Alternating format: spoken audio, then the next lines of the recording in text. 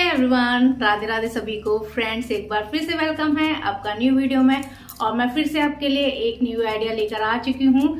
तो अब winter season शुरू हो चुका है, तो अब जो हम अपने ओल्ड विंटर के क्लॉथ हैं वो निकालेंगे और उन्हें अब पहनना शुरू कर देंगे, क्योंकि सुबह शाम की सर्दियाँ शुरू हो चुकी हैं।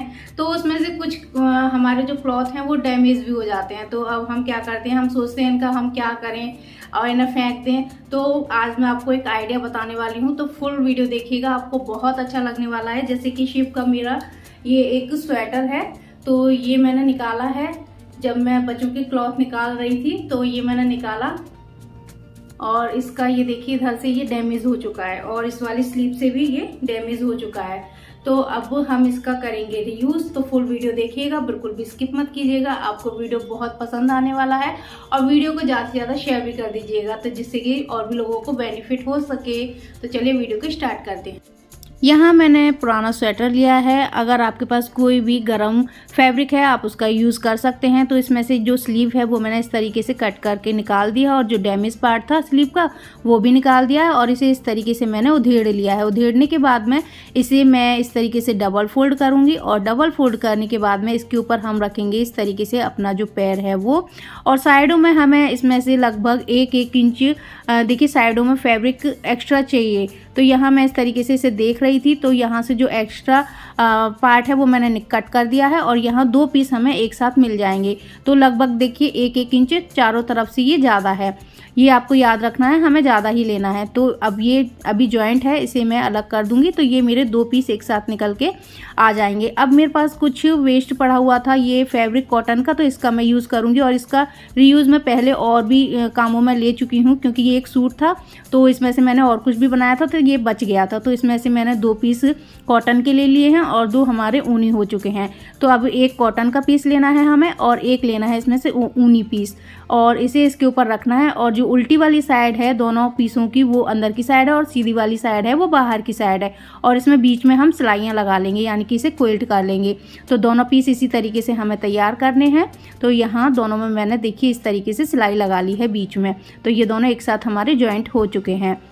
अब इन्हें जॉइंट करने के बाद में एक पीस के ऊपर हमें रखना है इस तरीके से पैर, और जो अपना पैर है उसका हमें यहाँ शेप ड्रॉ करना है। तो यहाँ चॉक की हेल्प से मैंने यहाँ ये शेप अच्छे से ड्रॉ कर लिया है। ड्रॉ करने के बाद में इस पीस को उठाकर हम दूसरे वाले पीस के ऊपर रखेंगे। तो अब इस पीस को हमने देखिए इस तरीके से उल्टा कर लिया और इस तरीके से हमें दोनों जो कॉटन वाली साइड है एक साइड में रखनी है और ऊनी वाली साइड हमारी बाहर की साइड है। पिनअप कर लिया मैंने और साइडों से थोड़ा थोड़ा फैब्रिक मैं एक्स्ट्रा लेते हुए और मैं यहाँ इसे कट कर लूँगी। तो सेम उसी शेप में मैंने कट कर लिया है और दोनों पीस हमारे एक साथ निकल के आ चुके हैं।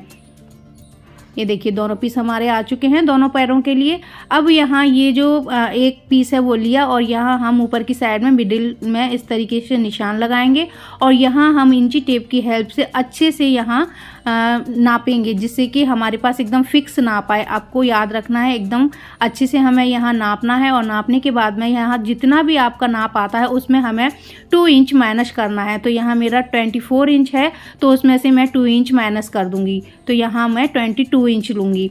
तो यहाँ देखिए मैंने 2 पीस लिए हैं जो हमें पट्टी तैयार करनी है उसके लिए। तो यहाँ 22/4 इंच की हमें 2 पट्टियाँ तैयार करनी है क्विल्टेड। तो उसके लिए पहले मैं यहाँ जो ऊनी कपड़ा है उसमें से मैं पट्टी तैयार करूँगी और फिर जो हमारा कॉटन का पीस है उसके ऊपर हम इसे रख लेंगे और हम क्विल्ट कर लेंगे। तो देखिए इस तरीके से मैंने 2 पीस इसमें से कट कर लिए हैं। अब 2 पीस मैं इसमें से कट करूँगी जो हमारा ये कॉटन वाला फैब्रिक है। तो उसे कट करने के लिए हमें बहुत सिंपल बस इस तरीके से इसे डबल किया। डबल करने के बाद रफली हम इसे कट कर लेंगे और कट करने के बाद इस पर बस सिलाइयाँ लगा लेंगे।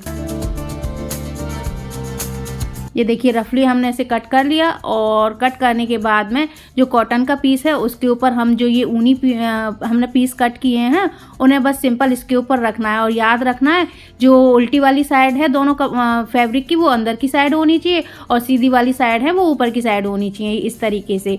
और इस पर बस हमें चारों तरफ सिलाई लगानी है और बीच बीच में सिलाई लगानी है। तो ये दोनों पट्टियाँ हमारी तैयार हो जाएंगी। तो इस तरीके से ये देखिए दोनों पट्टी मैंने तैयार कर ली हैं, यानी कि क्विल्ट कर ली हैं। और जो एक्स्ट्रा फैब्रिक फैब्रिक निकला है कॉटन वाला, उसको हम कट करके निकाल देंगे। तो ये देखिए हमारी फिनिशिंग के साथ तैयार हो चुकी हैं दोनों पट्टियाँ। अब इन्हें तैयार करने के बाद में यहाँ मैंने 2.25 इंच की ये इस तरीके से और एक पट्टी ली है और यहाँ हम लगाएंगे पाइपिंग। तो पाइपिंग के लिए डबल फोल्ड करना है हमें और इसे पट्टी को बिल्कुल भी खींचना नहीं है। तो पहले इसे डबल फोल्ड करके सिलाई लगानी है और फिर पीछे वाली साइड में पलटते हुए इस पर सिलाई लगानी है। तो चलिए मैं आपको लगा के दिखाती हूँ। देखिए डबल फोल्ड किया और यहाँ इस तरीके से हमने इसे रखा और जितनी मोटी आपको ये यहाँ पट्टी तैयार करनी है यानी कि जो पाइपिंग तैयार करनी है तो उसके हिसाब से आप फैब्रिक थोड़ा ज़्यादा भी ले सकते हैं। मैंने 2.25 इंच लिया है, आप 3 इंच ले सकते हैं, 3.5 इंच ले सकते हैं।